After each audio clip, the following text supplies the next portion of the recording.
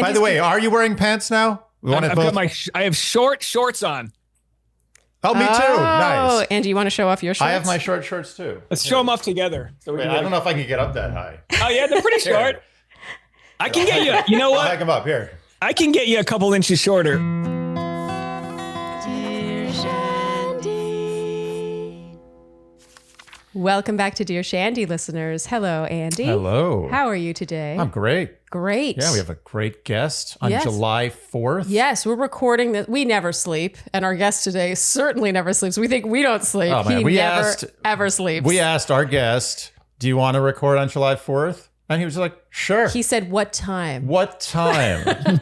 Time for fireworks and hot dogs later. Uh-huh. He is the hardest working man in showbiz, certainly Bachelor Nation. You know him from his extremely successful YouTube channel, Bachelor Nation News with Dave Neal. I mean, I swear, since we last had you and Tasha on for a Love Fest, I will link it in the description, a great Love Fest. We loved having you on. I swear you had half the subscribers you had then. It's really just so exciting to watch you grow. Like, I hope you take moments to appreciate that and just sort of celebrate yourself. He and his beautiful wife are the couple behind the YouTube channel Tasha, Courtney, and Dave Neal Do Fun Things. He is the host of the Rush Hour podcast and a stand-up comedian. I don't know when he sleeps. He doesn't, because he's also a new dad. We are so excited to have on Dave Neal himself. Thank you for joining us. You guys always give the best intros. I literally come just so I can get, talked up by your intro.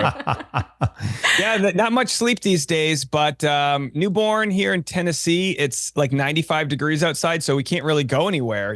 We can't take a newborn into the heat, so we're just hanging out. Wow. Where are you from? I'm from Rhode Island. So how are you settling into Nashville? Well, we found it here. Actually, last year for Memorial Day, I went to Nashville for the first time, other than like crossing through like road trips, to do Off the Vine, to do Caitlin Bristow's podcast.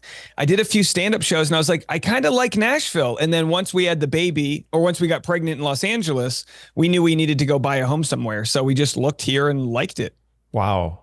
Good for you. People who visit Nashville move to Nashville. They seem to go and stay. We have never been to Nashville, but we keep tentatively planning a trip because apparently you have the best escape rooms in the country. Yeah. Did you know this? I didn't know that. The whole city feels like an escape room when you have California license plates and a Tesla.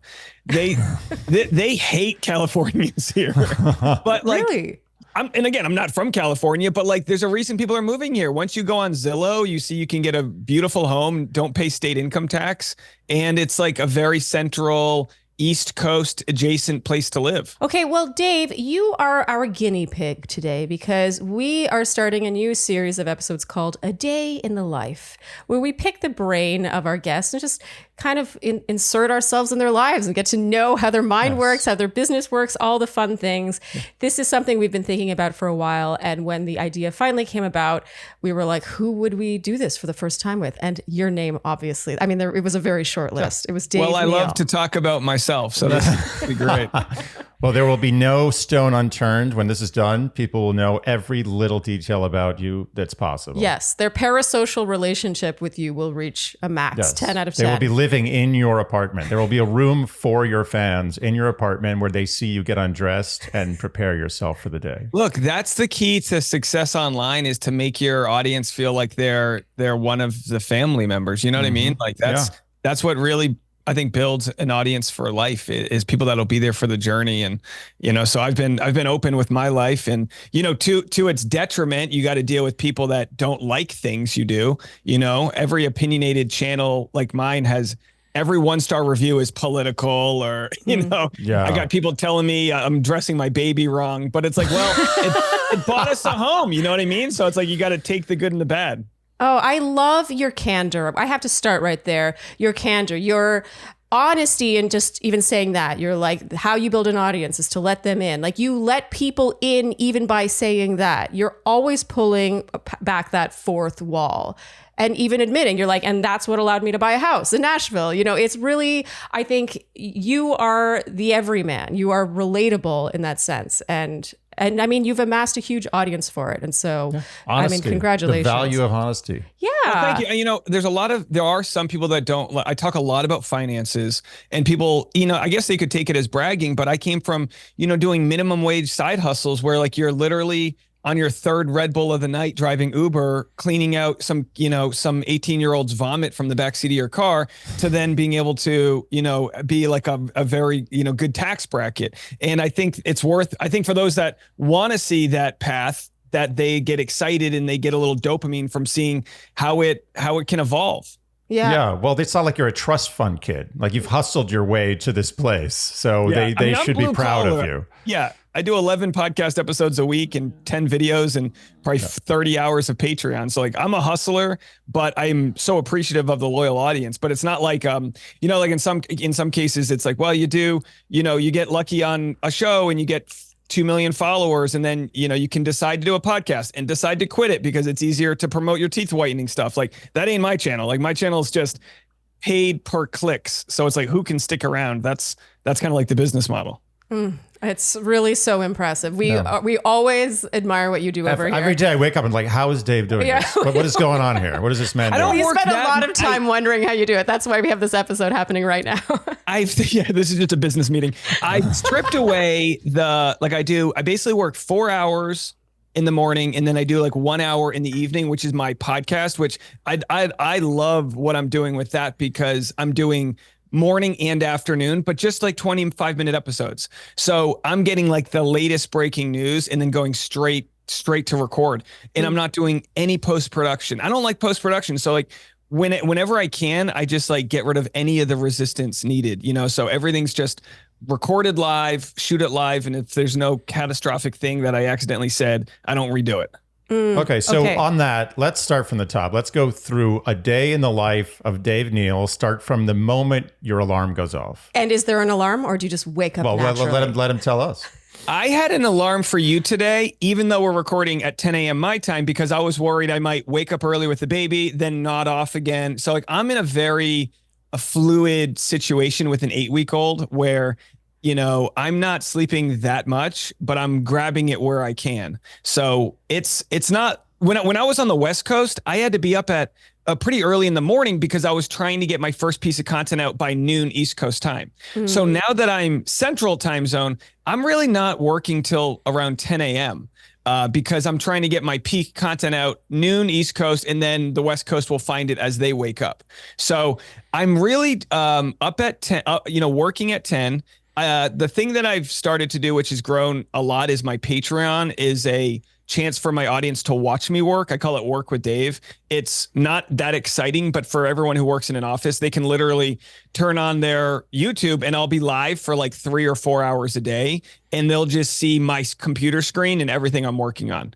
So that's like a chat room of, hundreds of people that join us. I think we have like 3,000 total, but a couple hundred on the daily that just hang out. They watch me make content. They get to see the behind the scenes, and then I shoot it as they're kind of watching kind of like separately, and then I upload it to YouTube and then work on the afternoon episode of the podcast. But I would have already had the morning episode. So like this morning, I recorded this morning's podcast episode last night at 11 p.m. So I can kind of sleep in a little bit knowing I've already got my content started for the day. Like you have so much going on. Do you ever get burnt out? Like, is there ever a moment you're like, I can't today? There are some mics that I can go to for stand up if I don't have a show booked, and I'll like let my wife know, hey, I got to go do this. And taking a nice drive through to the mic, like I did one last night, and getting a chance to go on stage and share some new ideas, try some new jokes out. That really helps unwind me. So I don't get burned out as long as I'm feeding my creative side.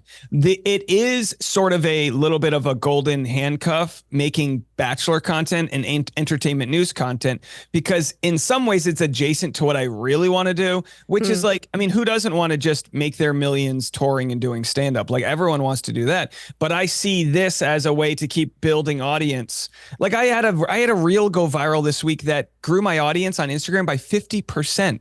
I went from 25,000 to over 40,000 or around 40,000 Instagram by making a reel that took me, I did it in one take and it was kind of a joke. And I was like, oh, this is what I need to be doing to keep getting people's eyeballs to me so that I can sell tickets and go do shows. Cause like, you know, with comedy, the break even is really low. Like I had a show in Arizona, and I probably sold 140 tickets, and the show probably made $8,000.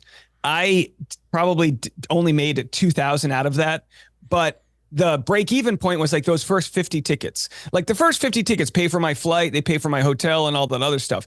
Everything after that's like $20 a person. I get 80% of the door, around $20 a ticket. So you can quickly see how, you know, like a lot of times comedians will say, well, that the first theater show, you don't make that much, but the second one you make a lot because you already bought the theater for the 7 o'clock. So the 9 o'clock's all profit. Right, so what goes from breaking even to doing really well is not that much of a difference. And I'm at a place now where I like put feelers out for like, I flew to Seattle for a show, sold 90 tickets, made $1,500. Okay. You know, there was some money there, but like not to the point where it's like so high in demand that I ditched the other things to go do it. Totally. So it's kind of been in that leap in the net will appear mode where if everything went away on the internet, I probably could make my living full-time traveling and doing the road, but it comes at a price because I'm not bringing the wife and kid if I'm flying.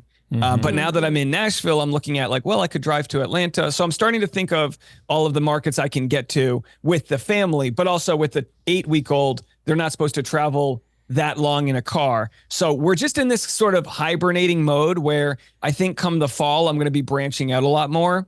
But right now there's a lot of strategy about, okay, how do we keep acquiring our online people that are going to be loyal? Because, you know, I posted something political yesterday and I had DMs. I'm leaving you. I didn't follow you to branch out of entertainment news. Bye. See you later. You got to go. Because if you're not going to be someone who wants to buy a ticket to a show or buy a t-shirt, then you're really not part of a core audience anyway. And I'd rather feed the core audience, you know, crack an egg to make an omelet than worry about pleasing all these other people that only saw me as a transaction to kill time on their YouTube. Yeah. No, I mean, it takes a lot of work and pain, but the reward is you actually have an audience. My social media agent has said similar to me where, you know, she handles when I do partnerships on Instagram, and she's also a dear friend. But I'm really not very active on it because it gives me a lot of anxiety. And I want to ask you a bit about that in a minute. But you know, there's something funny about going on reality TV and then not being on TV anymore. And then all these years passing, it's like every time I post to Instagram, I bleed followers. Every time I remind people that I exist, I lose followers, right? And there's something really like, I know I shouldn't use the word traumatic, but there is something sort of like, there's an emotional toll to that, even if you objectively know that these people were never your people anyway. And she always tells me, she's like, no, let them go. They were never the high quality followers to begin with. Yeah. And so there's sort of like a push-pull in my mind every time I post with that. But you're saying the same thing she says, which is like, those were never your people to begin with. Yeah, there's always going to be churn. There's always going to be churn, but the more honest you are, the more you're going to find that audience. I mean, I didn't even know this. Tasha told me, she saw my insights. She said, I get more traffic on my Instagram than a lot of million follower accounts because these are loyal, active, new people that are here. So it is scary to think that anything controversial you say could push people away. But I have to give it to you. I'm trying to give credit where it's due to your friend, Nick Vielle. He said something really great about just like, don't be handcuffed by your audience. Say what you want to say. And you know, it could come with fallout if it's ignorant or whatever, but like your people will appreciate at least your effort to be authentic. Yeah. So like yesterday when I posted something that was hardly political, someone was like, I don't want to see this. And I was like, I would be doing you a disservice if I didn't share what was authentic to me. So you either take this or you get out. Like those are your options. This is what I'm serving today. And did you say that? Oh yeah. So you wrote them back? I did, you know, and I'll only write people back if I might screen grab it and then post it as like a head on the stick type of moment. And Ned Stark. And then she wrote back going, I've donated to you and blah, blah, blah. And I go, well, it doesn't mean you weren't ignorant as hell. You posted something ignorant. Don't tell a creator what to do. Vote with your dollar. If I say something super controversial and I lose my audience, I'll be like, oh boy, flew a little too close to the sun. But I'm beyond reasonable with my takes. And a lot of people are triggered because they've had their head in their sand following The Bachelor. And I've been given an audience through The Bachelor that is very politically diverse. And it's like, y'all can hang out with me, but I'm here sharing my opinion. I'm the one on the microphone, not you. So let's not pretend this is a one-on-one conversation. You can decide to walk out of the room, but this is the room where I'm talking. And that can come off like the wrong way, but the people that love it. And I think that's important. I feel like that really does speak to your relatability then, that parasocial relationship people have with you. I mean, that really is, I'm sure, a double-edged sword when people feel that they are having a one-on-one conversation with you like that. So let's talk a bit about your background in stand-up and how that informs what you do now and how what you do informs your stand-up. How has this changed the way you do stand-up comedy today? In a negative way, I've definitely been more censored on what I do want to talk about. And I say negative because I think with comedy, you have to risk offending people in order to get to the goods. We've seen that on the whole, sorry to interrupt, but we've seen that on the whole in comedy lately. Yeah. And I think the good comedy takes those risks and it pays off. The problem is you need, in stand-up, a lot of times you need to put yourself out there and the risk might not pay off yet. And you might, like, take Louis C.K., right? He's, regardless of any of the side issues, what he is on stage is one of the greatest stand-up comedians of all time. And he was working out some Sandy Hook joke and it was leaked and people went off on him. But it was like, you're not allowed on in Broadway to write a review about Spider-Man until they're done with reviews, right? Or until they're done with their rehearsals. But they are gonna rehearse privately and then they're gonna rehearse in front of a live audience and whatnot. So stand-up used to be, you wouldn't review a comedian till they dropped an album. And that might not be till they're 15 years into their career. And now what you see is comedians on stage in what normally would have been like, if I'm going to bomb, I might have just bombed at New York Comedy Club and it's over. Now you could bomb and the whole world can see. And we've seen literally, like, at the Comedy Cellar, we've seen, I don't remember which country it was, but there was an Asian comedian who said something that went so viral that the president of the country she was making fun of banned her from that country. Oh my God. And like, this is wild what's going on out there. But as an audience, we want to respond to things comedically that might have worked in the room, but take that at face value. My stand-up is not honestly, if you take 100 of my friends, I'm the least controversial because I talk mostly about autobiographical stuff and dating and relationships and stuff like that. And that's not really that controversial. I don't have too many hot takes. I also don't think what I talk about on YouTube and podcasting is controversial. But when you bring a populist idea of like Medicare for all and shouldn't we all be taking care of each other? Shouldn't we be taxing the billionaires? When you say that to an audience that might not have heard that in a while, they just go, you mean you support Biden? And they just go off. So I just been triggering the hell out of people. It's almost fun to look at my 1-star reviews. It's just like, stick to this, stick to that. It's a bunch of people telling me what to stick to, but you're the ones listening to me. I'm going to stick to what's been working. And you just have to really double down on that. I will say Dave and Nick both let it roll off their shoulders like no one I've ever seen. And that's a testament to you. I mean, you guys are successful partly because of that. You got low la vie hair today. You got low la vie hair today. You got low. You got V. You got la. Oh, crap. Anyway, your hair looks beautiful. Looks beautiful, and I could tell you used Low La Vie. Okay. Low La Vie, the hair brand that I wanted to decline. Yeah, I did. I wanted to turn down all your might. I did. Truly, I was like, they can send product, but I'm not in the market for more hair care. I'm happy with what I've got. And then I used Low La Vie, which, by the way, is Jennifer Aniston's hairline. She's not playing around. She's not playing around. I mean, she is the hair queen. Would she really put her name on bad hair products, Jennifer Aniston? No, she can't. It's impossible. It would be career suicide. And I used Low La Vie, and then I was like, oh, crap. Yeah. I mean, my hair is noticeably nice. I know. When I use Low La Vie. I know you're angry about it, but you have to accept it. And I've also noticed it's made a home in the shower. And when something makes a home in the shower, it's there for good. You can also tell, like, this is so much lighter than it was when we first got it. And look, this has like the crease marks of a conditioner bottle that gets squeezed all the time. It's almost getting a farting sound level. I really do love the Low Lovey product line. They only use naturally derived plant-based ingredients, and the smell, the scent, it's good. Intoxicating. It is intoxicating. Like, I sometimes just smell it. Just because. Smell that. Isn't that so good? Oh. Don't you just want to smell like Jennifer Aniston? Is that what she smells like? Apparently, yes. And my hands down favorite product from Lovey, and it would seem others would agree with me because it has insane reviews online, is the glossing detangler. With her stuff, I just like it. That's the ultimate compliment. Yeah, when you like something you didn't want to like. Yeah. So unlock Jennifer Aniston approved hair at lowlavie.com. Our listeners to Shandy's get an exclusive 15% off your order when using code Shandy at checkout. That's 15% off your order at LOLAVIE.com, promo code Shandy. Only one promo code per order, and discounts cannot be combined. After your purchase, they'll ask where you heard about them. Support Dear Shandy and tell them we sent you. Your hair will thank you. So then what would you say is the hardest part? To me, that sounds challenging, dealing with that kind of feedback. I mean, I think that side of me colors our entire podcast. Yeah. Like, I think if this were just Ask Andy, or sorry, Ask Andy, Dear Andy, that doesn't sound good. It would probably have a different tone. You know, like, I'm the one that has anxiety about this kind of feedback, about the criticism, about offending people is a big one. A lot of imposter syndrome, things like that.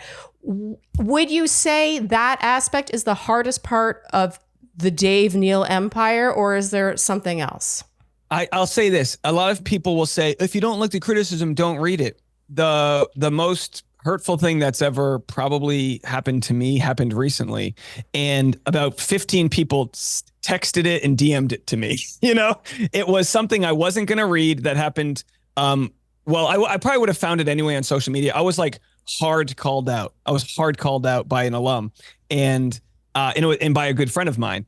And it was I had to like swallow it and really take it and not respond, because I didn't want to play into a game where it's like a public fight. And it was wildly challenging. It happened the night I was taking my wife to dinner. We were going to Italian, and it was like our first night taking the baby out. And I'm literally ready to sit down at the table, and I get a text from a friend. And I don't blame the friend. They're like, "Did you see what so-and-so said about you?" And I was like, nope, but here we are. So like, you can't even avoid the criticism sometimes. It really finds you. Yeah. I've got policies not to read any Reddit threads that like have my name in the title.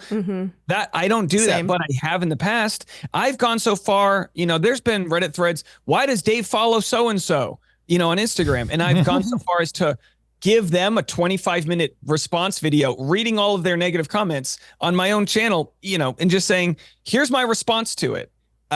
But you cannot, there's a small segment of people, you cannot change their opinion.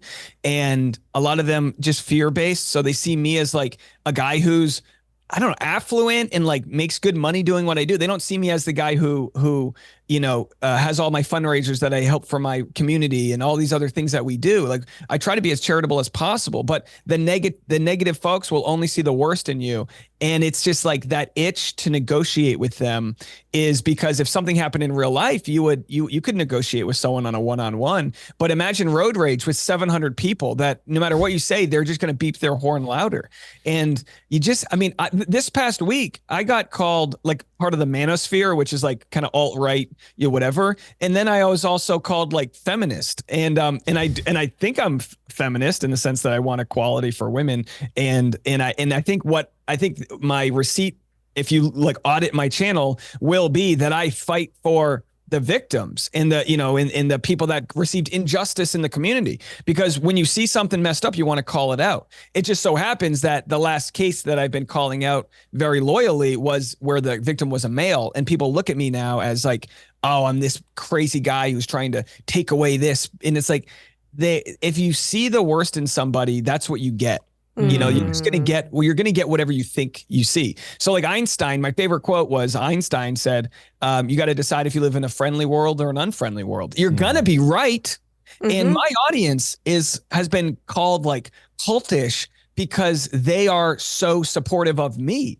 And I'm like, it's not, these are just people that they want to share the love that we're sharing. It's and from an outside looking in, I think some people just don't get that, which is fine, but like, don't hate on it, just don't participate. But you know what's so interesting about audiences in this space is that it's just the tip of the iceberg that actually comments at all. Like if you look at your whole audience, 97% of it never leaves a comment about anything. They just tune into Dave Neal, they get what they want, and they walk away. And I have to ask, what kind of audience member would you be for you?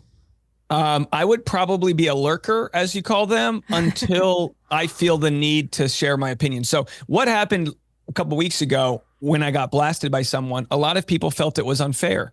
And I received, and I'm not kidding, novels by people. And they all start off the same. Dave, I've never commented before. I got your email. I love that. I know those are my favorite. I've never commented before, but you. No. Or they're coming to his defense. No, these were all positive. These were people that saw something play out and they go, somebody got this so wrong, because it came from the case with Clayton Echard where we raised money for his legal funds. And we essentially got the prosecutors, of Maricopa County to investigate somebody who was committing a crime and getting away with it. And it required me with my foot on the gas for like 8 months making content about it until it left our little niche and went into the law tube and the lawyers and the journalists. And next thing you know, NBC's covering it. And it really took like a hell of a lot of effort to sort of like get that train back on the tracks. So when people go, oh, why is he still talking about it? They didn't realize that we're actually like getting laws changed. Like we're doing good stuff. But from the other people's perspective, they're like, oh, Dave's a psycho. But everyone who's been following it, my audience has been so loyal that they wiped out our baby registry. One day I got a window right here. I can see the street.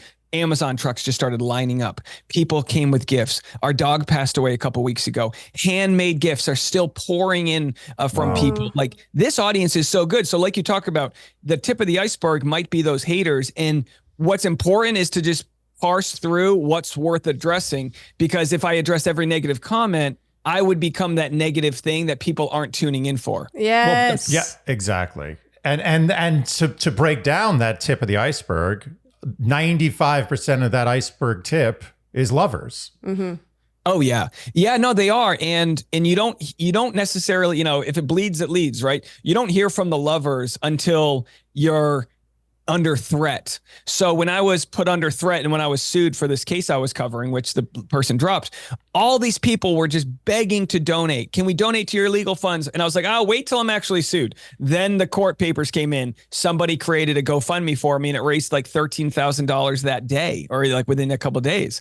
The negative people go, oh, Dave's ripping off his fans. Like, they don't understand that these people were like, in the starting blocks of a race, ready to come to my bat because they saw that I was the one getting financially pounded by somebody through the legal system when I was doing the right thing. So you really do what I learned this year with that whole case, and I'm continuing to learn.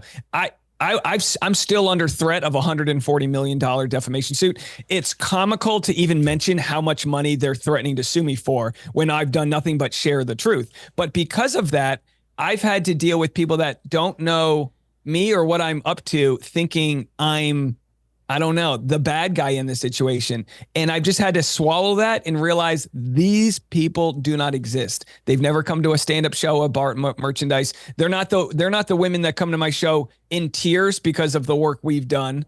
And the people that do come they just far outweigh that. It's just a sad thing that what inspires people to comment are the negative ones first. Well, I think some of it is also on us. Like, we get so used to the love, it becomes so commonplace. They're like, oh yeah, another loving comment. Then when the hate comes, it's so loud and it goes direct to your ego. So I actually think that really the hate is such a rounding error that we need to, as human beings, as fully grown and elevated humans, completely ignore it.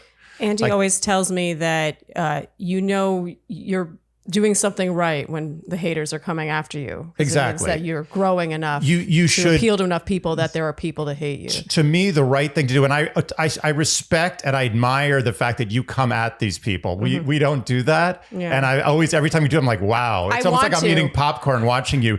And which is interesting, was the last thing that happened. I know what you're talking about. I was like, I don't actually know. Is it okay I don't know who you're talking about. I don't want to really change the subject. It was something, Okay, sorry. We'll talk about it later. But I was like, what's Dave going to do now? This is a really tricky one. And you didn't do anything. And I was like, wow, that's big. You're referring to me not doing anything when I was called out. Yeah, there was a big Bachelor Nation person that we actually had on the show. I'll be honest. My response, wait till I get home. And I sent her a 15-minute video, a private video. Yeah, that's the way to do it. So much. I cared so much to not burn bridges with her. If that happened in person, I would have bear hugged her till all the love in the world pushed that story out. I've actually stayed up at night, which just sounds weird. I'm literally next to my loving wife who's pregnant, and I've stayed up at night thinking of this relationship that has really gone away over the last few months, not knowing what I did to do that and not knowing how I could fix it. And you know, whenever you've been ghosted on, you just need to, you just eventually go, all right, I got the message. Yeah. I need to be okay with that. But my attachment disorder, anxious attachment, is like, no, I want that friend. That friend was at my wedding. I really, and I still do. I don't want to say I love that person. I really wish them well. And I don't want to be a part of anything that caused them any pain. And I immediately apologized, because what I've learned, maybe Andy, you can agree with this, in a relationship is like, if your partner or friend or mom, or if somebody's upset at something, you got to find a way that you did something wrong. And if it was my communication was off, I just wanted to know, I want those people to know I'm sorry. Like it's a tight needle to thread to be out here barking, doing my thing, my performance arts on camera, and not affect other people. Like there was collateral damage. Yeah. It was Katie Thurston. Oh, really? Yeah. Oh, okay. Am I allowed to say that? You can, whatever. I mean, she's the one who put it on, online, and it led to the Bachelor sub probably taking their just really coming after me. And I didn't read it. But I'm not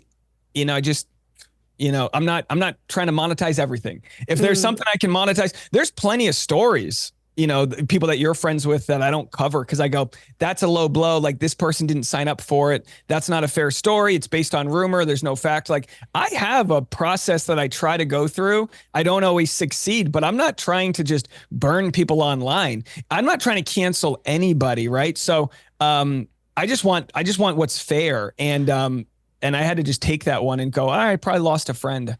But my whole plan was like, all right, I'll probably try to message her in the fall, and I'll just give it some time. Yeah. It'll be fine. You'll patch that up. But my point was, that was a diversion. Ignore the hate.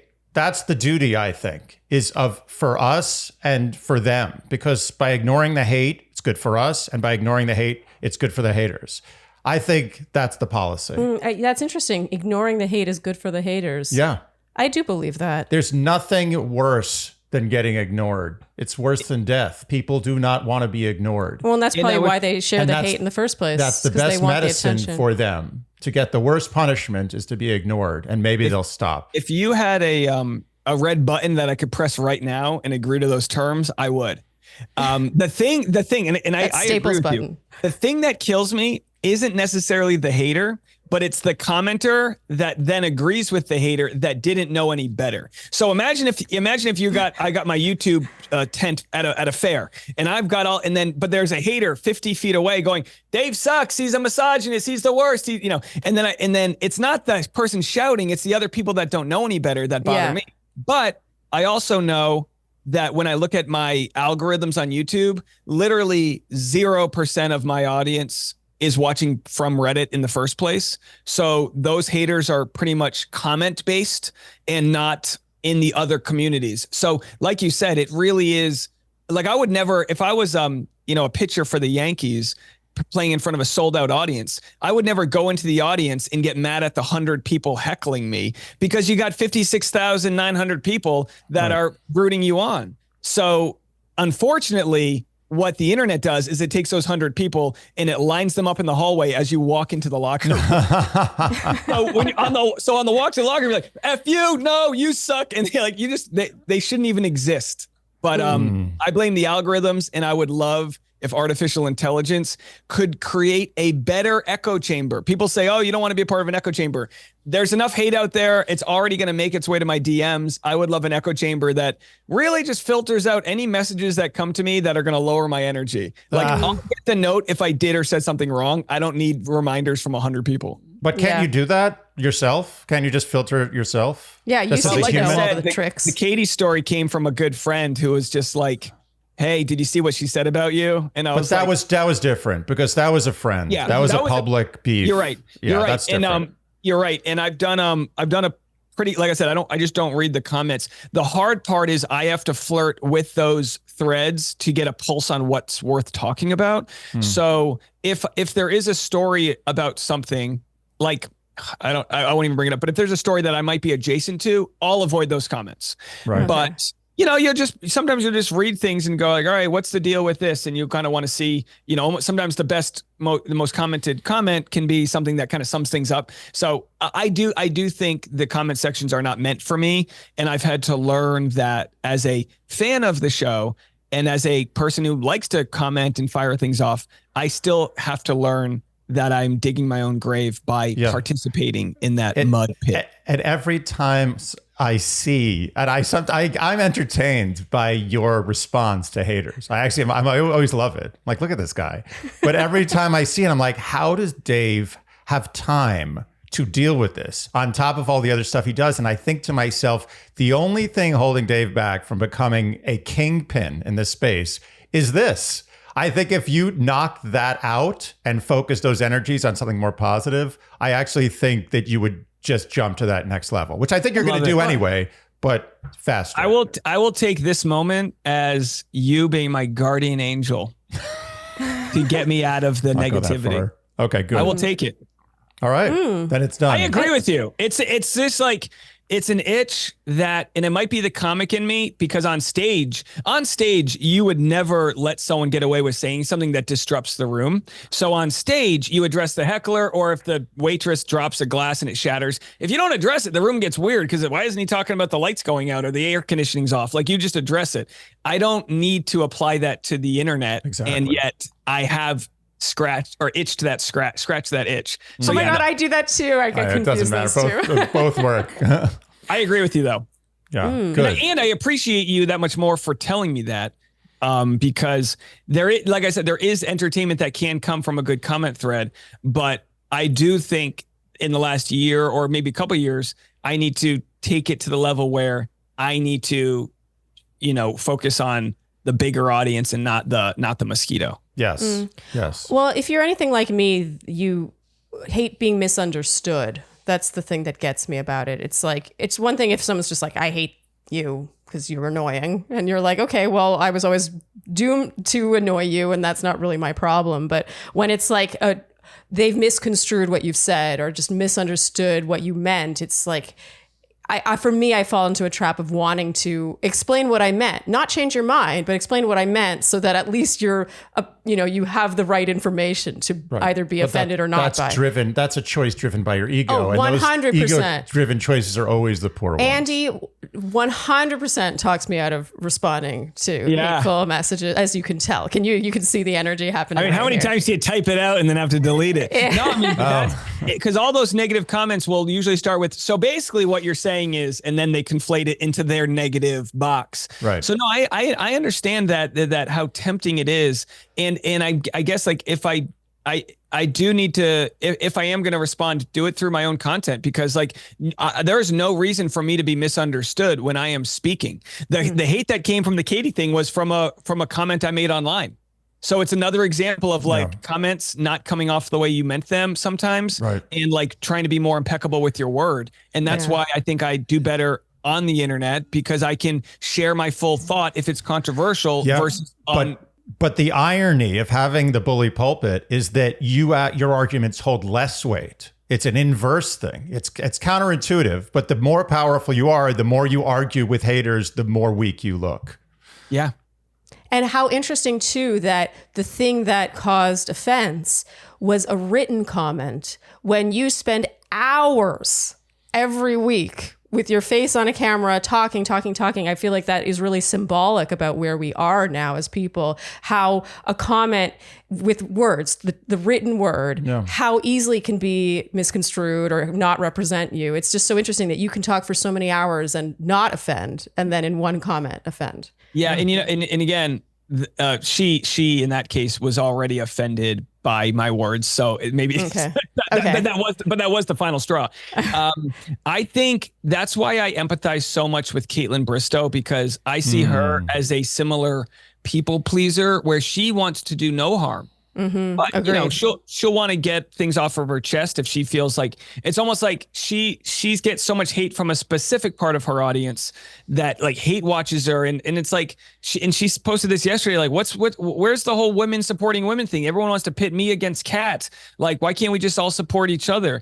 And I understand where she's coming from, but she would probably do well in that same circumstance where like she's so dominant in her space that she doesn't need to address the snark, but yet here we are.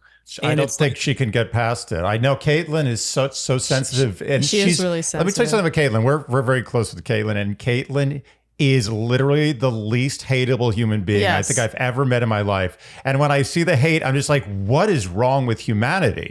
Not like, oh, what are they misunderstanding? Maybe there's a misunderstanding here. There's no misunderstanding. These are just terrible people. Because nothing. Well, they want to see the worst in her, which I don't understand, because if they spent 5 minutes with her, they would understand how well-meaning she is. But you shouldn't have to spend 5 minutes with her. You should just look at her. What is hateable about Caitlin? Yeah, but that gets back to the people with the negative energy. You're more hateable. Dave Neal's more hateable than Caitlin Bristow. I agree. By the way, that's going to be on my soundboard right now. That's a good one. No, you're right, but it comes back to, do you live in a friendly world or an unfriendly world? So you can look at Caitlin Bristow or the Pope, you know, you could look at people that are just kind people and go, no, they don't do it for me. And it's like, well, that's that. Yeah. Yeah. So while I say, do I live in a friendly world or an unfriendly world? I dip into the unfriendly world when I roast back the haters. And, you know, while the effort is to just give them a taste of their own medicine, what Caitlin has probably done and what I have done is almost calcified a group of people that have confirmed why they don't like. And the better thing would be to just move on. I'm gonna take what you're saying to heart. I really am. And I've got commenters that have been with me for a long time, moderators, people that are really close to me. And when I get pushback or like when I get good advice from them, sometimes I'll be like, oh, okay, this isn't just a random person. Like I need to stop. Like I'm having a negative day, which you know happens that when you're at work, some days are just tough. But yeah, you got to be real careful with your words so that you come off the way that you intended, because you don't want to dive into the negativity, but every once in a while you just find yourself in the middle of the mud pit going, how did I get here? And it's 100% ego, and it's not wanting to be misunderstood. When I just ask people to look at the inner child, right? I'm a guy with raised by a single mom. I was relatively lower to middle class my whole life, and I spent my whole adult life living paycheck to paycheck. So I finally have some stuff that started to take off. And then after a couple of years of my channel taking off and finally being able to be the breadwinner and this and that, and taking my wife to a nice restaurant, I try to paint this picture for people so they don't see me as this guy. But after all of that, then I get threatened with a lawsuit that would wipe out my whole family. I have a lawyer who's been threatening me, saying they're going to make me homeless. So when people like Katie and others get really upset at the bitterness that this whole court case that I've covered has caused, I go, look, you're not wrong. But all I do on my channel is ask for people to give grace to those villains and those other people. Just give me an ounce of that back right now as I'm dealing with hell in a time period. And they go, well, you asked for it. And I go, well, this lady's been threatening to sue me since I started covering the truth. And I'll take those threats because we have provided justice for literal, like multiple families of people that have been accused of crazy things. Yeah, I mean, Dave's doing God's work here. And I want to touch on a couple of things with the Clayton drama. Number one, are you regretful that you ever started covering it?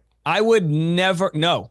And it's the easiest answer. I would never be able to look at myself if I passed by on the chance to do the right thing. And that's why. And, we were actually in the Maldives on our baby moon before anyone knew we were pregnant. Tasha was, we were right at the place where like you can like, oh, we're just bloated on vacation. People knew like she was showing.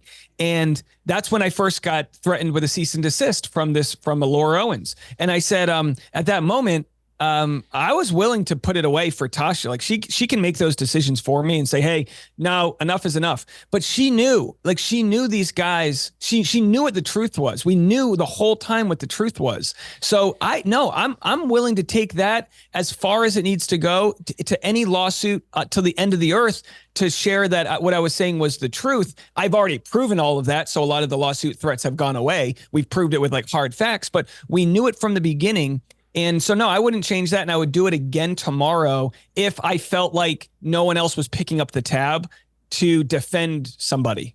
It's really, that's great. I mean, we Good commend for you. We were both very proud of you for what you're doing. And I still am. I think it's amazing what you did. And I know that you never doubted Clayton's side, right? From the beginning, you never doubted. Well, we had a lot of evidence from the beginning. I mean, everyone had the evidence. Clayton provided, anyone who wanted to talk to him, he would give you an hour-long phone call. No one wanted to deal with it because they got threats like you guys did. And I appreciate that I found out about those threats because, well, it led to a ton of paranoia, but I needed to know that, oh, this is the game we're playing. Like when I sent you that text. Yeah, because we had, just for anyone, because we never shared this on our channel, but I mean, we don't really cover Bachelor. In fact, we're like the anti-news. We so don't cover news that like, scared.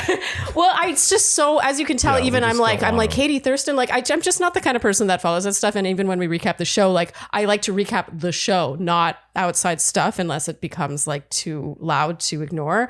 But we did get an email from this woman basically giving us the option where she's like, if you choose to cover it, you have to speak to me and like hear my side, or if you cover it and it's not my side, then I'll sue you. Yeah. And basically we've proven that everything she has shared is fraudulent to the point where she's admitted to it in court.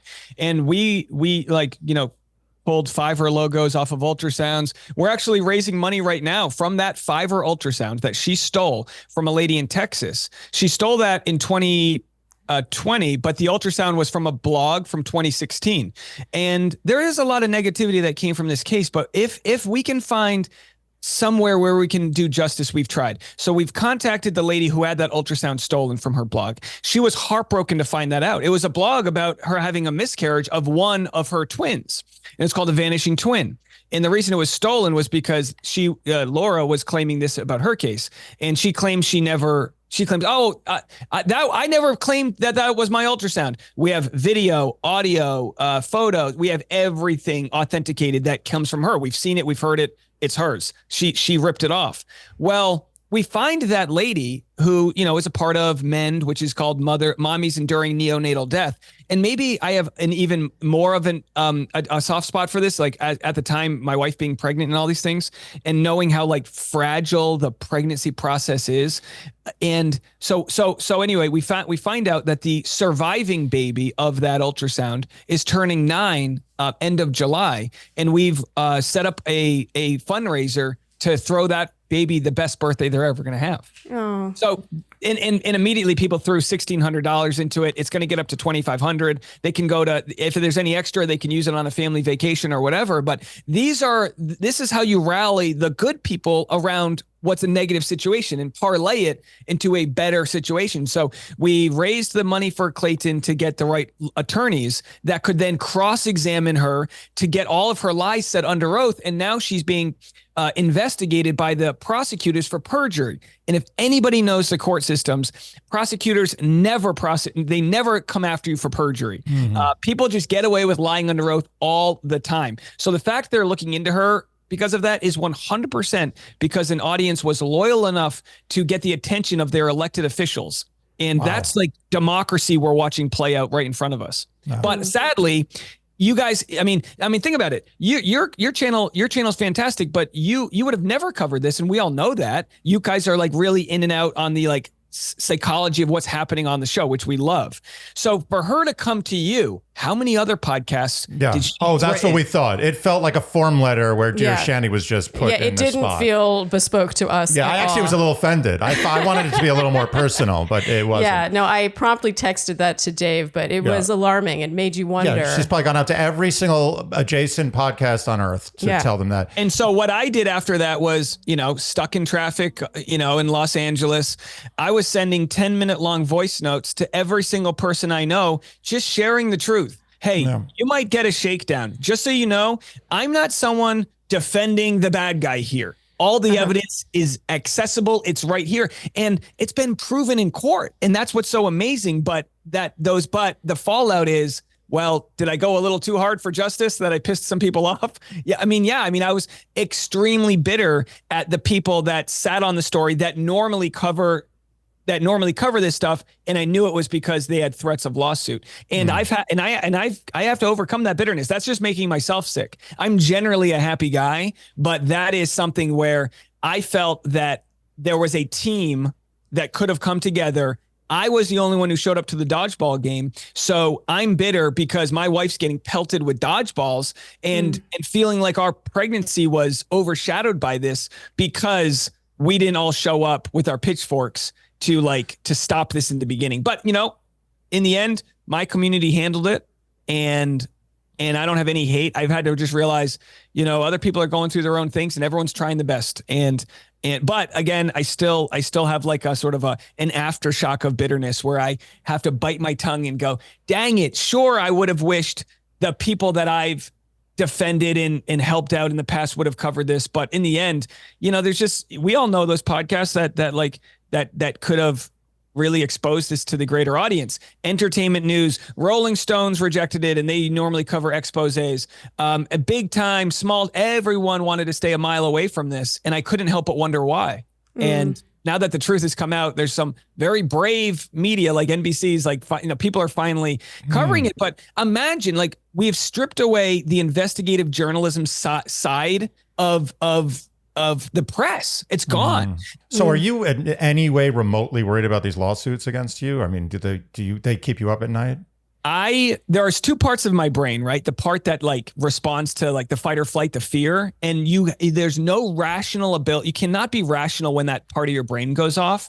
So when I get when this lawyer posts on their blog, I'm going to ruin this guy. I'm going to read his obituary after her horses are going to graze on his property after I make him homeless. Yeah. You get really messed up from that. And then I open up my information and my evidence and go, I've told the truth. And in every step of the way, I've told the truth. And I can live with that now, knowing I will defend myself. In the end, it'll probably be better for my business just defending myself, because we've seen so many people stick by me. And so, no, all of the threats that made her successful in the past didn't work on me. She tried to get a restraining order against me. It was denied. She tried to sue me for harassment. She dropped it. So all of these little things she tried to do to silence me, I didn't take the bait. And I think she realizes it's quicksand for her if she tries to go bigger and louder. Right. And, but I had to learn that. I'd never been in a court case before, so I had to learn all of that. Okay, switching gears. First of all, I mean, applause. Applause break. Yeah. We get applause break. Yeah. Have you ever recorded an episode in your underwear? I'm close to it right now, but yes. Okay, good. What's the weirdest place you've ever recorded? So, Charlene, it is that time of year again. I was just about to start the ad with the same angle. You were? I was. Oh, that's cute. We really spend too much time together. We do, but you know what makes spending time together even more pleasant? Not getting bitten by bugs. You got it. Oh my God, we really spend too much time together. Seriously, Pestly, this is the best insect repellent I've ever used in my life. Yeah. And you know what the other thing is? With insect repellents, you never know exactly what's going on you. You smell that smell and you're like, what is this? Is this good? Wouldn't it be nice to just spray something on you that smells like a refreshing mist? Yes. That doesn't also have too much of those natural ingredients that make you stink, make your whole house stink. Well, that's actually a big peeve of mine with natural bug sprays. First of all, we all know why you might want to avoid the chemically ones, because I think DEET is a really questionable ingredient, and we know that DEET is in most bug sprays. However, I find most natural bug sprays stink so bad that I have a headache after 5 minutes, and then I'm like, what's worse? Pessly is natural, but it doesn't stink. Yeah. It smells nice, actually. It smells like something you might actually want to smell all day. Someone might ask you, what are you wearing? Yes. And you just say Pessly, and they'll be like, what the hell are you talking about? And that brings us to the science of Pessly. Yes. Pessly uses science to make these natural ingredients sing. This science allows for a timed release of the active ingredients, which allows for longer protection times. Yes, up to 4 hours, so you're not reapplying, putting more stink on yourself. And it's hypoallergenic, dermatologist tested, and alcohol-free. Just remember to shake well. So protect yourself and your loved ones this season with all natural, safe, and science-backed Pessly. Go to pessly.co and use code Shandy at checkout for 40% off plus free shipping on all U.S. orders. Again, that's pessly.co, pestly.co, and use code Shandy for 40% off. Pessly, the better bug spray. What's the weirdest place you've ever recorded? Oh, great question. When we were traveling Bali, we got to stay on our honeymoon. And again, I had to record at midnight to get my content out because of like the time change. And I was like, it was so comical how nice of a place I stayed at that we had like those like umbrella glass doors or the accordion glass doors that open up to your own private hot tub pool. And I was thinking like, dang, I'm so lucky that I am here right now.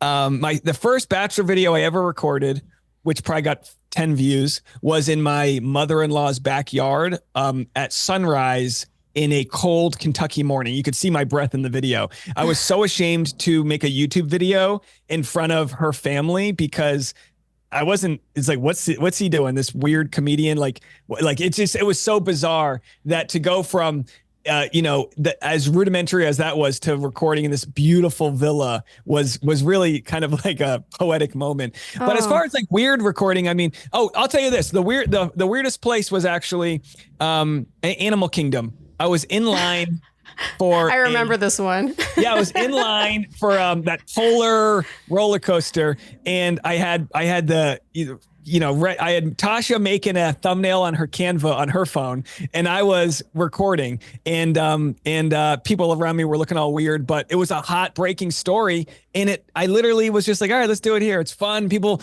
enjoy the manic energy of like, we're going live right now. We're going to do it. You're shuffling papers. Like they actually enjoy feeling like they're part of a chaotic moment in a way. And so all production, when you mentioned Tasha making the thumbnail, do you have any help with production? Anything? Or do you do absolutely everything yourself? Yeah. And strategy too. I mean, when you talk about the analytics, your tracking algorithms, all that's all you too. This is all self-taught. Oh yeah. I didn't know anything about this. I didn't know how to open a Photoshop photo. Like I didn't know layers. I had to learn all of that. And I was doing a layers. You mean layers in Photoshop? Oh yeah. Okay. It's simple. I didn't know anything about it. And I was like, man, Photoshop's expensive. It's like $60 a month or whatever. I was like, I'm not paying for that. But what I learned was I was working my side gig, doing stand-up at night in Santa Monica, driving around tourists in these golf carts. And in between rides, I'd have my laptop open watching Mr. Beast videos. I was watching a couple other political and financial videos, David Pacman and Meet Kevin. And the thing that they have in common is nothing sort of content-wise, but the way they were making their content was very live streamed, and it wasn't the way I thought, like a Casey Neistat, like let's make a vlog and spend all week editing it. So I went from making just that one video a week to going, all right, I can do this every day. Then the pandemic hit. I still didn't really have my niche hammered down, but I started covering Colton Underwood, stories that no one was talking about. My first like viral story that I covered that had a lot of legs to it was Claire and Dale Moss and Claire Crawley. Yeah. They were spotted in Florida. I was getting on the phone calling the restaurant, and people were eating it up. They were going crazy for it. Okay, so on that topic, where do you think you fit in with someone like Reality Steve, who I think historically covered that kind of thing?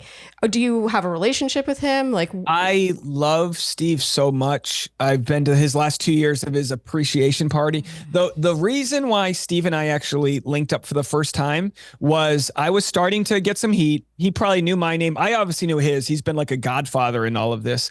And then he had like another sort of cancelable moment where people unearthed old messages that he had already apologized for and this and that. And he made an apology, pledging to do better, this and that. I'm going to change this. Times are, he kind of went from the Perez Hilton era of covering things to being like, all right, this is like the Me Too era. People are changing the way, and it's not to not place blame on him, but you can look at the way we covered Lindsay Lohan and Britney Spears. I mean, culturally, people there was paparazzi waiting for the crotch shot on every turn. There was in the newspapers. It was a horrible time. Justin Timberlake, it was a horrible time, right? And so Steve offered this apology, and I made a video on it. And I was like, oh boy, I don't want to burn bridges with he's almost like a boss, right? Yeah.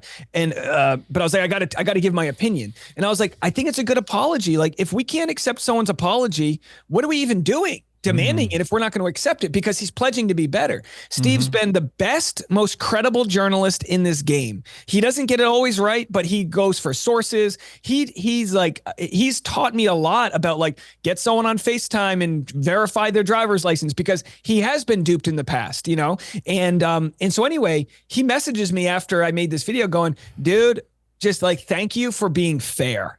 I wasn't kissing his ass. But I was fair. And I was like, oh, that's what we're trying to do, is be fair. And I just think he respected that fairness. And I ended up having him on my show, and we maintained a friendship. And we don't always get it right. He's called me out oh, Dave, he knows when I've reported on things that maybe I was too soon to report on and stuff like that. But he owns the spoiler game. I want nothing to do with that. And I've actually been trying to help him get on YouTube more, because I'm like, dude, you're giving away this content on Instagram. When you have a spoiler, you can go on YouTube and you'll get super chat money and this and that. So I'm all about supporting each other. He's been so helpful as I've gotten into the podcast game, and I want to repay that in the YouTube game, because we share an audience, but we have our own lanes. Mm-hmm. Yeah, I think that's something that you are really so good about. I think that some people fall into the trap of thinking that it's everyone's hoarding it all for themselves. And what you really understand is that you're stronger together. I just think that there's a more the merrier mentality to you that I think. I appreciate that so much. And I think that comes from youth sports, you gotta have you gotta if you're the quarterback, you better be giving your offensive line a lot of praise, because they protect you, and and vice versa. Everyone's got to help each other. Obviously, I've been super critical of the channels that have not tried to live up to that, because I do see Bachelor as a weird fraternity that we can either all help each other and get each other's backs, or we can live in scarcity. I tell my audience all the time, go leave as many positive reviews as you can for Dear Shandy. Prop them up. You're so sweet. You know what's cute about that is we get messages people are like, Dave Neal called you out at this time. Racing. What did he call us out? What did he say? Oh, no, it's really you guys, cute. I found you guys. I was putting together new intro clips. I haven't done it yet, but you guys have said so many nice things. I have it on my soundboard. You said something like, I want to see that on Dave Neal, or something just offhand, and it's. Well, you're truly my source for all news, honestly. Yes. No, but even so, I talk about imposter syndrome, which, by the way, I just made a newsletter, a post a few days ago, sent it out to thousands of people, and I spelled imposture wrong. I spelled it like posture. U-R-E. Oh, yeah. Right. And I was literally, that's the most imposter syndrome thing to do, is to spell imposter wrong. And I didn't realize till someone called me out, and I was like, I wish I didn't know that. I'm such a fraud. But I just went on Off the Vine for the fourth time, and I'm like, look, she's got Matt Rife on, who's selling international tours. She's got all these famous people on. I'm just like, why does she even need me? But her producer, they've recognized how loyal my audience is and how much we praise them for when they do give me a voice. And I've said this story 3 times this week, but she released an episode with me 2 days ago, and it's good. All right, cool. Yeah. And then it didn't get one of those Instagram reels. You make the Instagram promo reel. Yeah. Get all flashy, and Off the Vine, it didn't show up, and I didn't say anything about it. I was just like, no, I get it. I'm the no name loser. I get it. I'm happy to be on her show. Obviously, they're not going to waste time making an Instagram reel promoting me as their guest. They dumped it before the 4th of July. I'm telling myself all of these things. And then that night they dropped the most epic reel. That's Dave Neal is back. I literally could have cried. I was that's so cute. I was like, this is so, it doesn't doesn't matter. It's not for other people. I'm like, I'm loved. Wow. You were the main event. Yes. Forget about these other jokers. Yeah, you're not opening anymore, Dave Neal. So- you're the thanks. attraction. So, by the way, are you wearing pants now? We want to I've both. got I have short shorts on. Oh, me too. Nice. And do you want to show off your shorts? I have my short shorts too. Let's show them off together. So we Wait, can I get don't know if I can get up that high. Can you see my shorts? Oh yeah, they're pretty short. I can get you. You know I'll hang what? them up here. I can get you a couple inches shorter. I want to build on something you said earlier, which is the Bachelor Nation is it's kind of, it can be really, sort of cliquey, right? And I really think that you have infiltrated it. I can't think of anyone who has better, honestly, for never having been on the show. No. And not being married to someone who was on the show or like nothing really adjacent to it. And I actually have a funny backstory that I don't think we've ever shared, but we discovered this after we had done our Love Fest with you and Tasha, probably close to 2 years ago now. Is that possible? Is it 2 years? Is it 2 Easily. years? Yeah. Oh, Easily, that's yeah. terrifying. Oh, dear. But our producer, Gabby, is the sister of Gilbert Galon, who you did a Bachelor, like it was like a guy's reaction video. Gilbert to the was my roommate. Yes. Wow. Yeah, And- Gilbert showed up in a Craigslist ad that I made looking for a roommate in North Hollywood, and he like had a headshot, and I was like, this is so Los Angeles that you need a headshot, but you do, because like you just want to see someone. I was like, oh, this is a cool guy. He lived in our garage and ended up getting scabies in the garage. Amazing. Not exactly where you want to live. I love Gilbert. We did a couple gigs together that introduced me to some of my best friends. The butterfly effect of meeting him, I don't talk to him too often now, but we still have so much love for each other, is so amazing to see, all from like a random Craigslist roommate. That's I so love funny. that. And So Gabby was our butterfly. Yeah, yes. So I'll link in the description the video we're talking about, but it's you and one other guy and Gilbert reacting to The Bachelor. And this was long before your Dave Neal channel or at the beginning of it? They found me because I was already doing Bachelor videos, but I was getting 100 views a video. And this was BuzzFeed, which I've been very critical of because they like built their whole brand on plagiarism. And then once they got corporate money, they like deleted that whole thing. It's like, oh, how nice. But they made this video and they produced the hell out of it, which is the exact opposite of what I like to do. And they paid us like $100 and like we got to order whatever we wanted on the menu. It was like all day. Free The ribs. video did fine. And then I reached out to a producer afterwards and I'm like, yeah, let's do it. Let's do it weekly. Come on. And she was like, well, you don't like, it's not, it didn't perform that well. Like she like blew it off. And I was like, dang, like I'm not getting this love from other people. And then the same thing happened when I auditioned for AfterBuzz TV.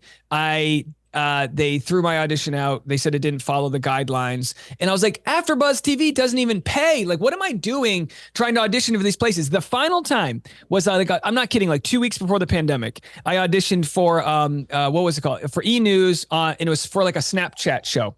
And you had to read things off the teleprompter, but they said like, leave some room around to write some jokes.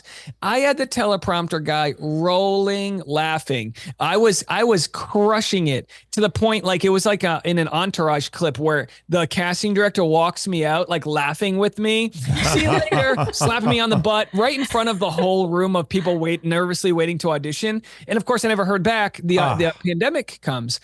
But in hindsight, my channel ended up getting more views per month than all of AfterBuzz TV, which has like 100 recaps. And I don't say that to be like bitter towards them, but I'm like, how many reminders did I need to take the ball and play my own game and not play with others? Yes, That is such a beautiful message. But it did take a little while to learn that, to go, and so now, and I've had people call me that are alumni that run their own networks saying, hey, we'd love to get you on. You just can't afford it. I mean, you'd have to pay me easily $10+ million to ditch what I'm doing, because it's not about the money. I get to hang out with Andy in my short shorts. I don't need a boss. I don't need to take a day. I could work in Bali if I want to work, or take the day off if I want to take. So like, I just love the freedom of everything. And I've been a big like advocate since then of like having equity in what you do. We live in a world where like and I said this, like if Reality Steve did work for an organization, he would have gotten fired. He admitted to it, would have gotten fired. But because he didn't, he was able to right his wrong. His audience believed in him and he's never been better. And that's the true world I want to be a part of, is like, yeah, you can hold me accountable all day long, but like, I'm going to try to be my best. And if you want to help me be that, great. And if you don't. But in the corporate structure of things, you don't always get to be that. And as we watch on The Bachelor, we just get to watch 25 people try not to get canceled on night one. That's literally what the show has become. God, it's like, how do I not offend the audience? Yeah. So true. So speaking of The Bachelor and you having infiltrated Bachelor Nation, I mean, for you to have gone on Off the Vine 4 times, like I know that you were putting a lot of stock in a reel, but had that reel never even come out, the reel saying, Dave Neal, you know, there's really something to be said about appearing on a podcast of that size 4 times, and you should be very proud of yourself. So my question moving on from there is, what person, and they could be from Bachelor Nation or not, but has there been a celebrity or a person where you've had a pinch me moment where you're like, you were like, oh, wow, I'm now friends with, or I'm meeting this person? Or talking to them. Other than you guys, who I had okay. I had, not to kiss your ass, I had a huge, and I think your audience will agree, like you guys are like, you know how it is when you're friends with couples, but like you're always kind of, there's like an attraction there when you're like, all right, they're cool, they got it going on. You guys, to be mentioned on a podcast like yours, which is a cool kid podcast, is that type of pure, I'm not kidding when I say that's the type of pure sort of like value that you get where you go, okay, that makes me feel good to know. Celebrities, that's so sweet. That's very touching. I'll be quite honest. The best moments for me have always been when an audience member finds me in public in front of a family member of mine, because my wife turned and I it on us. We were at a drag event that in Cincinnati. There was like a drag show for Halloween. It was in the venue next door to where my sister-in-law was getting married. So we had different family members all decided to go to this drag event. And we're hanging out. It's kind of like a nightclub. And someone comes up to me and they go, Dave Neal, what are you doing here? And like, well, while that would have been nice to be recognized, being recognized in front of my sister-in-law and her friends, I was kind of like, yeah, on the inside, I was like, yes. Can I just say something? I know this feeling. This is so true, by the way. But we totally talk about this. Can I just say that the answer to the question we just asked you is Dave Neal. You just said the celebrity you were most pinch me by was Dave Neal. I just want to make that known first. And I respect that incredibly. But we also have this same situation where we get recognized always around people we're with. So like we'll be with the people. And then as soon as we leave, I mean, around like on the other ends. Yeah, like before we meet the people or after we'll be like, we've left the people. Great to see you. Bye. And like halfway down the street, they're like, oh my God, I love your podcast. We're like, damn it. And it's not to make it sound like we want to get recognized in front of these people we know. It's just that I think that, and you probably experienced this, maybe less so because, you know, you've broken 80,000 subscribers on YouTube, but there are, I think, people in our lives that don't take our podcast seriously. Well, that's the thing. It's not like if we were like famous actors or something. Yeah. We don't have to have that validation. No. But when you tell people like, oh yeah, we have a podcast, half your close friends are like, what are they doing? Well, there's no follow-up questions. Yeah, like, I think they're like, oh, okay. that's like a sad thing you do in your basement kind of thing. Yeah, I'm like, no, it's really like we're really kind passionate. Like our podcast is like our baby. We really love our podcast. We're proud of our podcast. And so sometimes you want that, you know, to speak on validation. You want that validation of having that happen with people who maybe have never asked a follow-up question about your podcast. Yeah, and you know what I've been told, which is interesting, is that your family aren't your fans. And I remember going home, and my mom has a different last name. I'm the only one that has like the last name in my family. My sister remarried, and everyone else is like step and half. And my mom's like high-powered lawyer friend has been watching my content, and I'm like, Mom, see, she's watching. You know, you just have to like, good. Come on, can you believe this? So a couple years ago, when the channel first started to do well, I was teasing that I'm going to be going on vacation. It was my first like vacation I was going on where I was going to be bringing some equipment to shoot there. And I kind of mentioned it was going to be like sort of jungly, Central America. I didn't really say where I was going. I get a DM from someone going, are you going to Belize? And I was like, yeah, I'm going to Belize. She was like, I could tell by the way you described it. She said, I have a beachfront home in Belize. You can stay at if you want. And my first thought was like, thanks, but no thanks. You're going to kill me, you know? And then she sent me the link to the Airbnb and I looked into it and I was like, oh, this is a real person with a real beachfront Airbnb in Belize. So it just so happens that Tasha and I were going on this trip to Belize, but also her parents were able to fly in and meet us in Belize. And when we got off the puddle jumper plane, they had like a golf cart ready to take us because this small island in San Pedro was only golf carts. And on the island, it said my name on the board. And we literally got to spend, this time at this beautiful beachfront home. And my wife's parents got to see for the first time, oh, what you're doing kind of has a little traction. Oh. And I think it's that validation where it's like, yeah, like when we were at a we don't get recognized that much together, and it's so sweet, and I think a lot of it is audiences. It's respect. I think it's respect, and I think we should make the announcement here. We should tell both of our audiences to recognize us specifically when we're with other people. Okay, are you listening?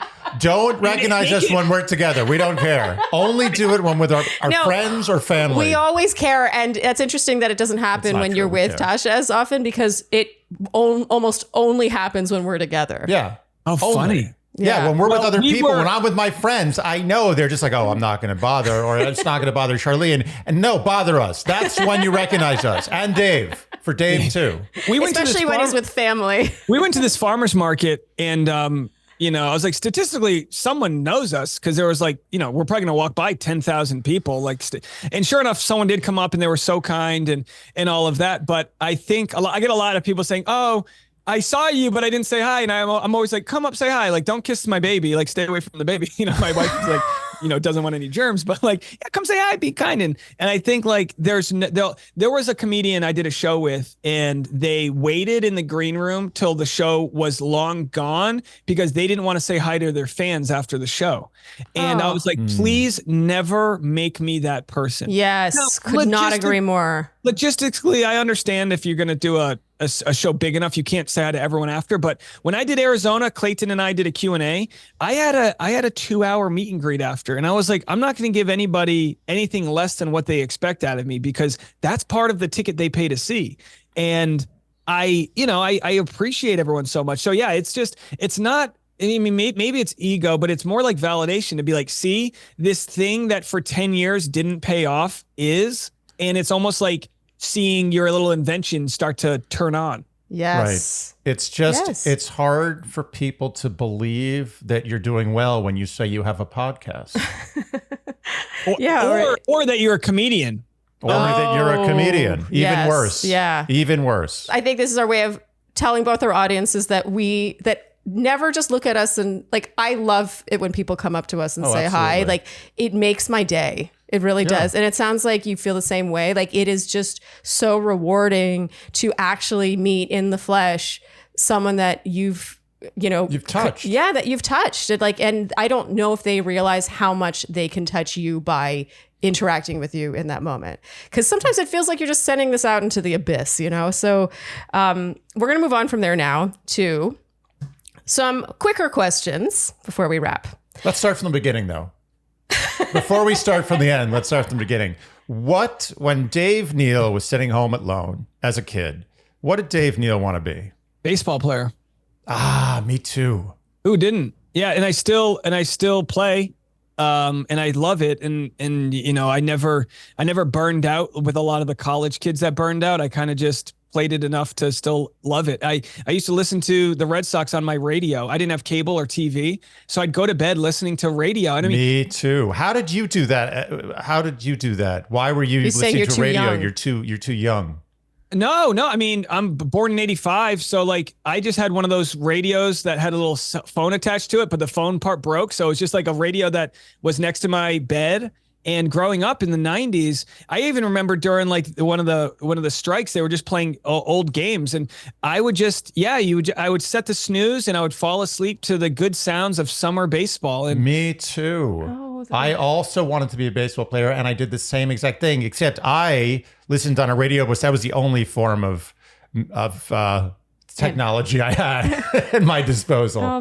We didn't have cable TV. I mean, and I made a reel about this, which pissed a lot of people off, but this idea, like, we're not going to let our kid use devices. I mean, you can't consume and create at the same time. And radio is such a passive way of listening. A lot of people actually say you're better listening to a comedy album than watching a comedy special. There's something about listening that lets the imagination fill in the blocks that's way more vibrant than anything you could ever get on a TV. So that's interesting. Yeah. Dave Neal, who is your dream guest? Oh boy, that's such a tough one. I probably would have to say Conan O'Brien. Probably my greatest comedy influence, and it's a tight tie between him and Steve Carell. Okay. Good guess. Yeah, very good answer. I hear they're interested in being on the Dave Neal show. I'll get them one day. Some rapid fire questions for you, Dave Neal, and then we will set you. Not done. Not done. Got more in the middle. Favorite 3 podcasts you listen to? Other than Dear Shandy. It's called You Know What, Dude, with Robert Kelly. And they shoot it at the Comedy Cellar. And it's all New York comedians talking about nothing. It's offensive. It's what they're thinking of. It makes me feel like I'm in New York when I'm listening. That's the one I just nonstop listen to. Gosh, as far as that's the one I've listened to from the beginning and has made me realize a man that I have never met, I would cry like a baby if and when he dies. Do you know what I mean? Like he's raised me like a father, and he's a degenerate New England, volatile, sober alcoholic. Like, he's everything I knew growing up, and to hear him just be a dad and talk about it, I'll follow him to other podcasts. And, when he's on Rogan, I'll listen to that one. I just kind of like, I'll choose podcasts based on the guest. So that's a big one. I'll listen to some Rogan if the guest is interesting. Gosh, I don't know what my other ones are. I'm very seasonal. So his is the main one, that I really, really enjoy. And it's probably meant for just comedians. There's also Live from the Table, which is a super political one that's also filmed at Comedy Cellar. Friend of the one of my longtime friends is Dan Natterman. Oh, of course. I have dinner with Dan once a month.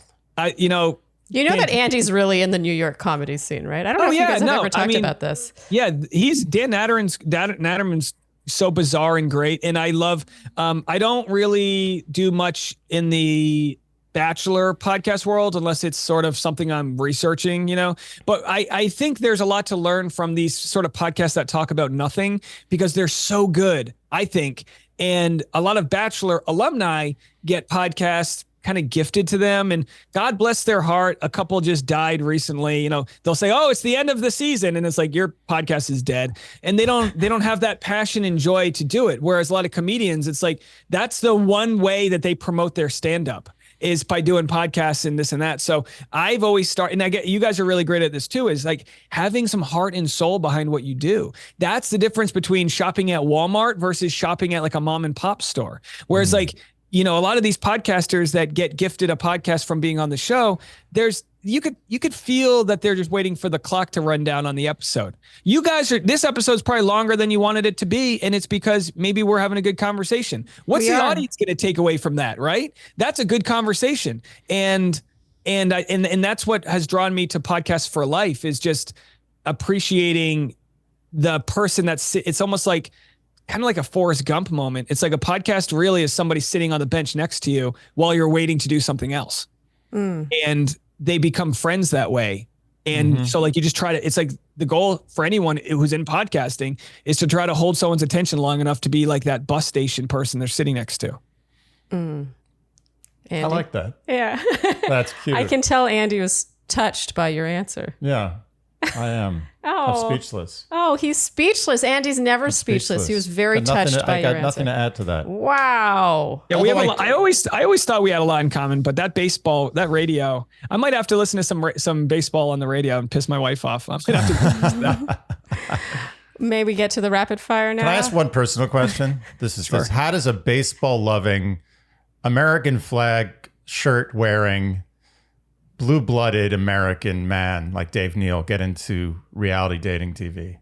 It's only because I enjoy talking about relationships. I used to have a different relationship podcast. I love exploring my own neediness and sadness and rejection. And it's a show that, if there was the other Netflix shows didn't really stick with me, but this one is stretched out enough that it's the most water cooler version of that conversation. I don't have to tell you who Caitlin Bristow is. I don't have, we just kind of know these characters and we can all talk about them with the common knowledge of what they're going through, and we can all interpret it differently. So I would never recommend anybody get into covering anything they don't like. I don't like woodworking. I would not be good at, but if someone who loves woodworking tells me about the different smells of the woods, yeah, that'd be fantastic. So it's like I'm watching that show, The Bear, right? And they're cooking the shit out of food. I like to cook, but they're like so passionate about it. And I think as audience, we feed off of other people's passions. So my passion must be around social conditions, psychology, how we all rank and try to, deal with, relationships. I love it. These are important things. And the big takeaway from this podcast, I think, is that Dave Neal does not like woodworking. Moving on to our rapid fire questions. All right, ready?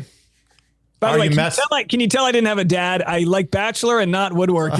This is the product of a single mom. But also baseball. Yeah, there you go. Yeah. Okay. Messy or neat? Both. I'm messy. I have to be neat, or it will be the messiest you've ever seen it. So my car is neat, my closet's messy, and I should probably clean my closet. Yeah. So not type A, but I struggle. I respect this dichotomy. Favorite ice cream flavor? I like more of a texture, so I like something I can chew on, like crunchy. So anything crunchy with chocolate in it. If that's mint chocolate chip, great.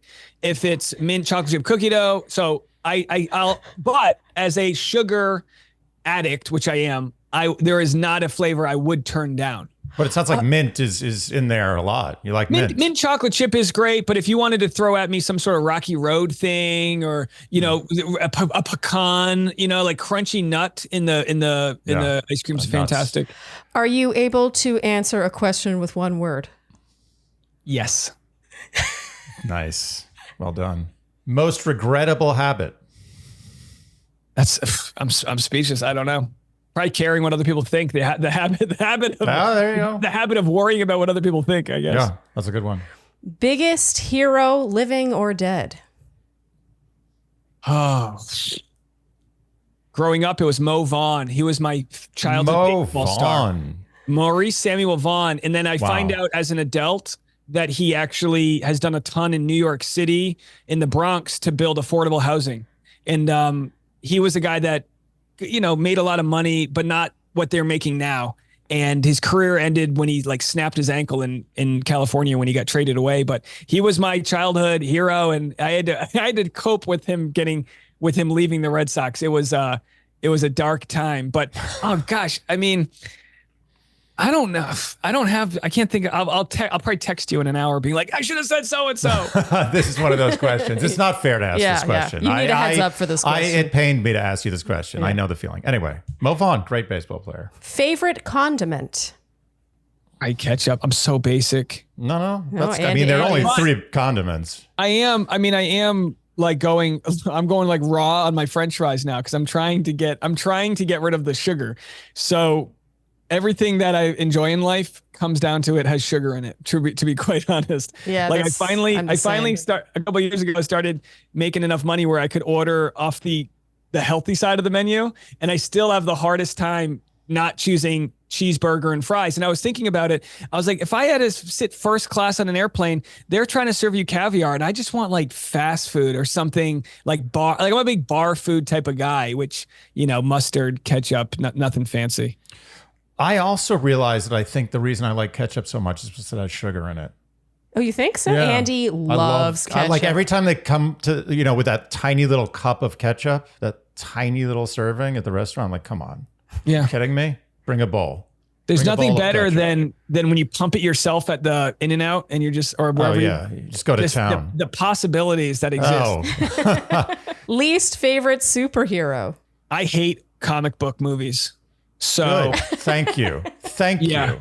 I don't I don't buy the green screen thing. Like I don't. So anything that's not like not a standard Superman, Batman, all the new stuff I never got into. So everything that's like the Ant-Man or the Wolverine, like I don't know any of those. So they're all in the same category. I have two superheroes, the Hulk and Batman. There's only two superheroes I accept. Yeah. Because the Hulk is just pure strength and insanity, which is great. And Batman's a real person. That's it. Without superpowers. No superpowers. I mean, it's kind of like superhuman, but he's not super. He is supernaturally rich. He's really rich and really good at doing a lot of stuff. He's like James Bond with like a little more skill. You're my superhero, Andy. Aww. Thank you. Final question, Dave Neal, and then you can go celebrate July 4th with your family. Where will Dave Neal be in 5 years? I'll probably be in an RV. Touring the country. That's what I want to do. I want to be able to book shows and do content on my own terms. Maybe my schedule, maybe I strip away a lot of the side things I do. And I still could see myself shooting 30 minutes a day, but just like passing off the things I don't want to do to somebody else. Cut it up, paste it, throw it on YouTube. Here's the audio version for podcast. Like I want to get rid of the things I don't like, but connecting with the audience, I think I would always do. Like Bill Burr always does his podcast, still gets to travel, still gets to be goofy on stage. I think my inner child, my main reason for existing is wanting to play more. And I think I didn't do that as a kid enough. And I just want to like get goofier. And I still feel that kind of Forrest Gump moment where I'm trying to run out of my braces. I still feel like I'm not out of the leg braces yet, but that's what I want. I think you're going to get there and more. Yeah. And we want to remind our audience that, as you can see, Dave is wearing an American flag shirt. He has been sitting here for God knows how many hours on his July 4th holiday talking with us, and we thank him deeply for that. Yeah. Dave Neal, we will set you free. We are big fans and admirers, and we know that we will chat again soon. One day we are going to come to Nashville. We're coming to do escape rooms, but also to meet you in person. This is not smoke. We're coming. I will be coming through New York. Last time I was there was during the wildfires, and my plan was to record some interviews outside, but the air was so bad you were getting like headaches being outside. But next time I'm in New York, I'd love to have you guys on or one at a time and be able to chat with you on my little. My little side series. Definitely. Give us some heads up. All right. Have a great one, Dave Neal, and thank you so much for joining us. Thanks, guys. Oh man. Oh, he's so lovely. Some of his answers could have been coming out of your own mouth. I know. Where do you see yourself in 5 years? He's like, I feel like I didn't get to play enough as a child. Yeah. So I just want to like be free. I was like, oh my God, my husband could have been saying these words. There's a real simpatico there. As the years have gone on, when I first saw Dave Neal, I was like, who's this Dave Neal guy? And like every year I'm like, damn, I think I might be Dave Neal. There's definitely some similarities there. Yeah. Yeah. The baseball thing was cute. That really resonated. I don't know if I have anything I really do feel like he said what you took to heart too, about how you felt like he could reach, I don't know, nirvana if he let go. It's his hubris. It's his Achilles heel. Get rid of it. Shed it. Yeah. I hope he does. The engaging with with the criticism. Even though I'll miss it. To be honest, I'll miss it. Oh, you enjoy it. But it's not a good enjoy. You enjoy it's not good for him. In an eating popcorn kind of way. Yeah, it's like watching car crashes. Yeah. With people in the cars, it's not good for them. Yeah. Maybe good for me, but I don't feel good about myself either. So the whole thing is bad. Okay. I don't know if I have anything to add. I mean, that was just such a great he's a great conversationalist. Yeah, I feel like we could do a lot of these. Maybe we should just have a series of Dave Neal interviews. Dave Neal conversation. Dave Neal of the month. Okay, I mean, I think that's a wrap, Andy. I don't have anything to add. Do you have anything you want to add? I mean, I think Dave Neal said it himself. He said it all. Yeah, the man can talk. He can. He can really talk. You know what I love? That's what I love about Dave Neal. Well, I guess we've only done two episodes of Dave Neal. Yeah. I just feel like I can sit back. Yes. Like I don't have to worry. I'm just kind of like, It's a talent. That's how he can host his own show as just one person. Yeah. He's really good. He's got the gift of gab, as they say. The gift of gab. Yeah. And on that note, I think it's a wrap for this episode. We're going to go enjoy the rest of our holiday. Holiday. Yes. The day that we broke away from the British Empire. the holiday. My neighbor is from England. I never know what to say to him. Do I say Happy 4th? Or I'm like, my condolences? Or like, I'm sorry for your loss? Like, what do you say to a British guy on July 4th? Didn't you already wish him a happy 4th? Well, I didn't. He actually said Happy 4th to me, and then I didn't say anything. I was like, thank you. Let it die. Okay, if you enjoyed what you heard today, you know what we will ask of you, and that is to like, subscribe, hit the notification bell, follow us on Instagram and TikTok, leave us Apple and Spotify podcast ratings and reviews, tell your friends, and generally do all the things you would do to support a podcast you enjoy. Thank you so much for tuning in, and we'll see you next time on Dear Shandy. Bye-bye.